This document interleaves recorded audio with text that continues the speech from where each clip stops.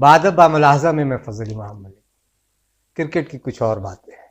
1971 की series Bharat England गई हुई थी और वहां ऐतिहासिक जीत दर्ज की।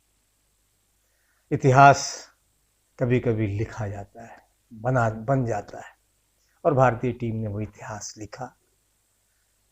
इंग्लैंड की धरती पर टेस्ट सीरीज जीतकर रातों रात वह भारतीय क्रिकेट प्रेमियों के लिए एक नए तरह का जज्बा, एक जुनून पैदा किया था। हम इस पे बात करेंगे, लेकिन इससे पहले एक गुजारिश, एक निवेदन है कि अगर अभी तक आपने बादब बामुलाजा को सब्सक्राइब नहीं किया है तो इसे सब्सक्राइब करें, लाइक करें, ज़्यादा से ज़्यादा शेयर करें, ताकि हम आपकी ताकत बने, आप हमारी ताकत बने, और क्रिकेट या राजनीति से जुड़ी कुछ बेहतरीन खबरें, जन सरोकारों से जुड़ी खबरें आप तक पहुँचे। तो इंग्लैंड का वो 3 सीरीज 1971 का अपने आप में बहुत दिलचस्प सीरीज। पहले दो तीन तीन टेस्ट मैच की सीरीज थी वो।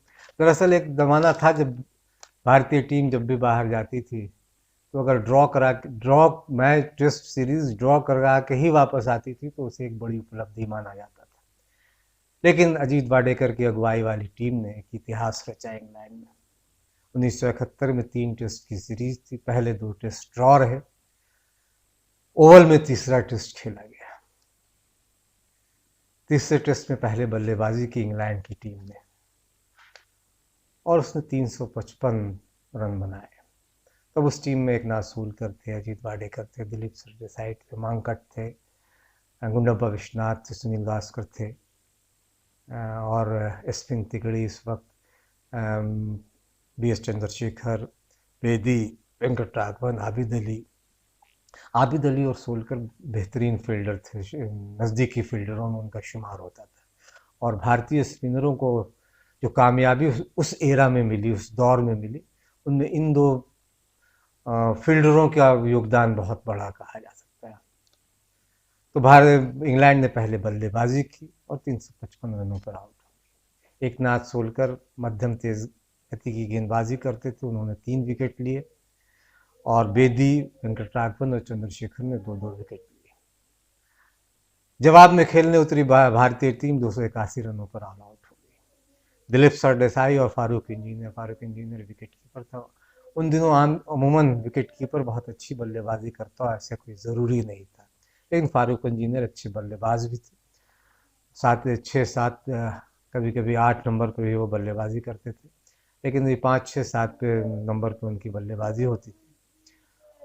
दिलीप सरदेसाई और फारूक इंजीनियर ने दोनों ने अर्धशतक जमाया और भारतीय टीम को 284 तक के स्कोर तक पहुंचाया। और लगा था कि मैच अब एक तरफा हो जाएगा। इंग्लैंड की पकड़ मैच पे मजबूत थी, लेकिन उसके बाद चंद्रशेखर ने कमाल की गेंदबाजी दूसरी पारी में की। उनकी उनकी गुगली, उनकी फिरकी, उन्होंने जो फ्लिपर्स मारे, वो अपने आप में समझ नहीं पाए इंग्लैंड के बल्लेबाज। बेदी और वेंकट राघवन ने भी उन्हें बेहतर साथ दिया और इंग्लैंड की टीम चंद्रशेखर की गुगली को समझ नहीं पाई और पूरी टीम 101 रनों पर आउट हो गई।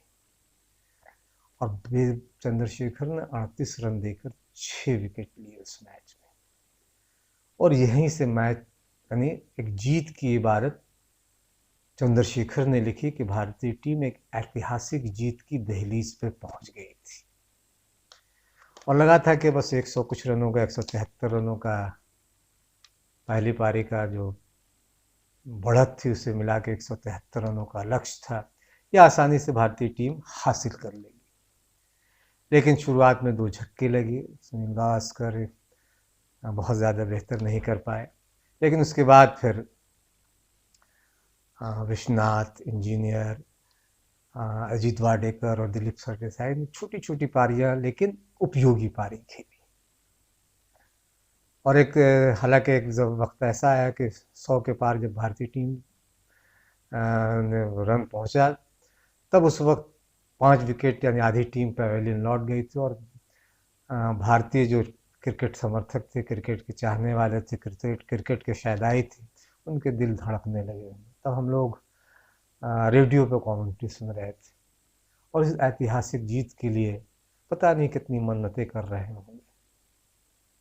तब उस वक्त फिर गुंडप्पा विश्वनाथ और फारूक इंजीनियर ने छोटी साझेदारी की, लेकिन उपयोगी साझेदारी।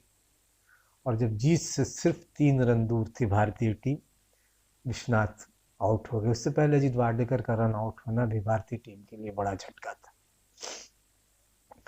लेकिन सिर्फ 3 रन पहले विश्वनाथ के आउट हो जाने के बाद अचानक लगा कि इंग्लैंड ने बाजी अपनी मुट्ठी में कर ली है।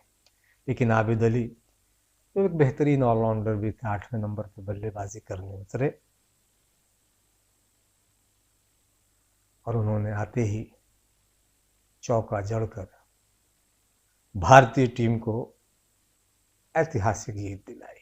इंग्लैंड के धरती पर भारत ने पहली बार हराया था। उसके कुछ क्लिपिंग्स देखिए और उन दिनों को याद कीजिए जब हमारी स्पिन की तिकड़ी मैच विजेता हुआ करती थी।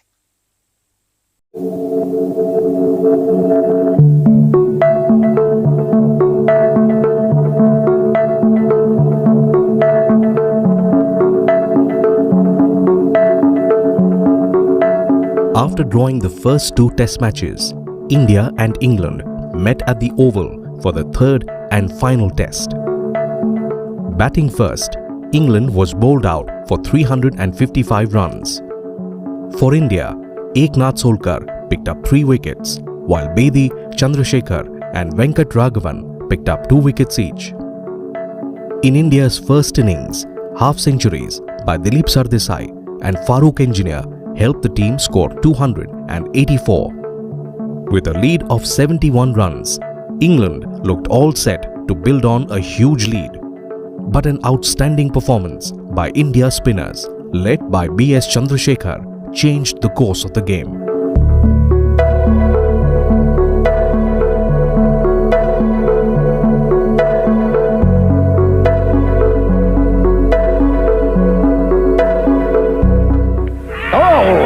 Middle and off.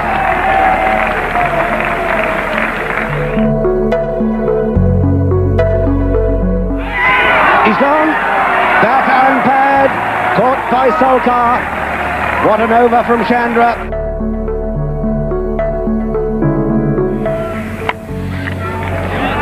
Well, it's gone up in the air and it should be a catch. And very easily and comfortably taken by substitute fieldsman Jayantial. Never in any trouble at all.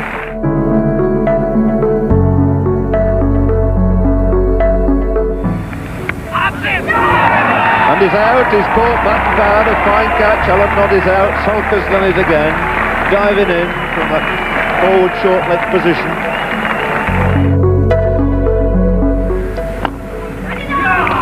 And he's caught and bowled. Full toss, driven straight back at Chandrasekhar. Oh, he's out! Oh, what a good catch! Venkat at slip, and look at Chandra. What a day for India.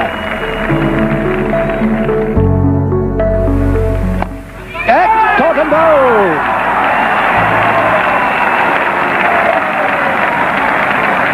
Just as the England captain went, so now John Snow. He's hit it away uppishly, and it could be out. He's caught!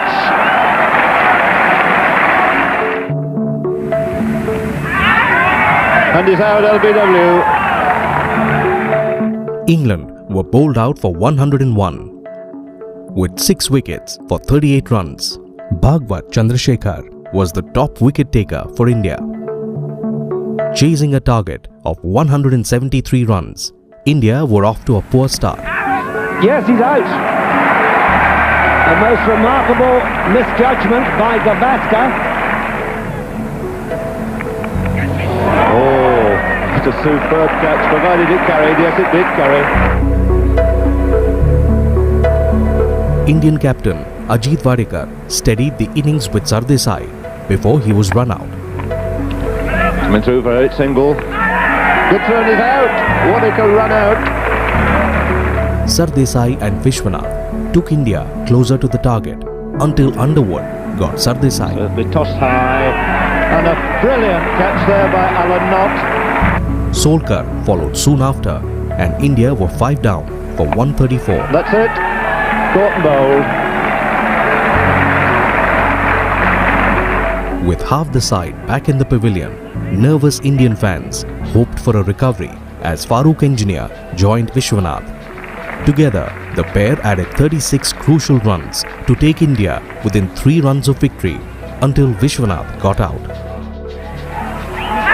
And he's out. And that's just the sort of indiscretion committed by little Vishwanath. With India on the brink of a historic win, India's number 8 batsman Abid Ali joined Engineer and took strike. But he's cut that away, and that's going to be it. It's going through for the boundary. Nobody bothering to chase it. Abid Ali cutting Luckhurst away for 4 and giving India victory here in the Oval Test match. 174 for 6. A victory to the touring side by 4 wickets. Nearly 40 years after making its debut at Lord's, India won its first Test match in England